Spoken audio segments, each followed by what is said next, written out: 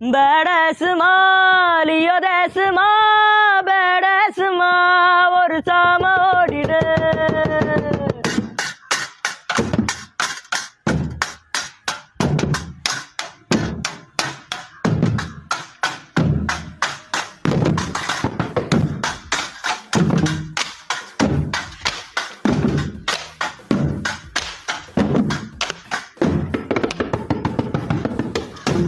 இறங்கின காட்டுக்கு விருந்து